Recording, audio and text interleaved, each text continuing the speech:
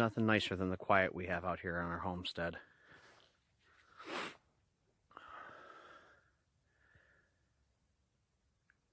We bought this property, we did a whole bunch of research on it and found out that we're actually right in the trail of the Revolutionary Trail that goes through Oswego County in New York. And have found things on our property that has pretty much given proof that there was initially and out here were encampments.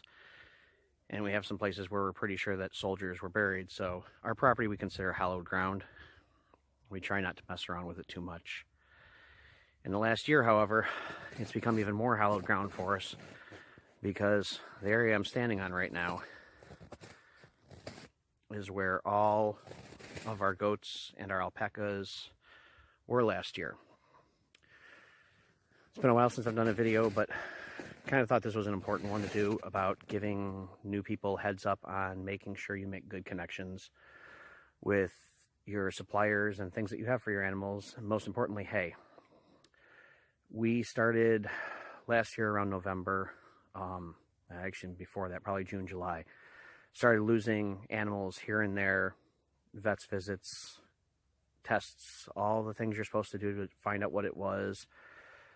Kept tracking different things that we thought it was, and it wasn't that, and went through a whole bunch of heartache. Lost eventually, I think it was about 15 animals. All of our alpacas we lost, and a good amount of our goats, ones we had raised from babies, from bottles and everything, and they're actually all down there in that holler buried now.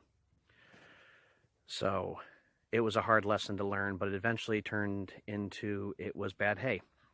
We even had a vet look at our hay, and it didn't look bad at the time, but it ended up being listeriosis from hay.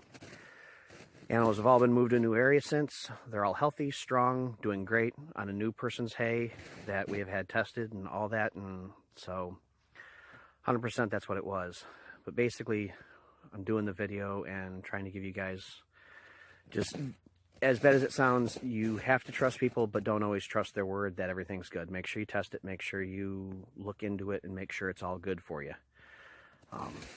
It was a lot of heartache that our kids had to go through, that we had to go through, and it was a hard lesson that we had to learn. But I'm glad we learned it, so hopefully we won't repeat the mistakes we made in the past. I absolutely love this place out here, and I wouldn't give it up for anything, even with everything we went through. But I mean, it's gorgeous. That's all my maple trees down there, which in the next week we'll have little taps coming out of them. We've already got about 5 taps now, but that's just to see how the sap was running.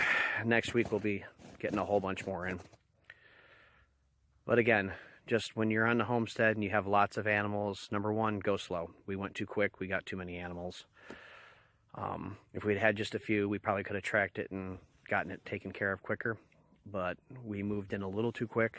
Now we've stepped back and we've made sure that before we have any animals, everything will be set for them. Everything will be taken care of. They will be fail-safes for everything that could happen, basically. So that's just my advice on anybody starting this lifestyle.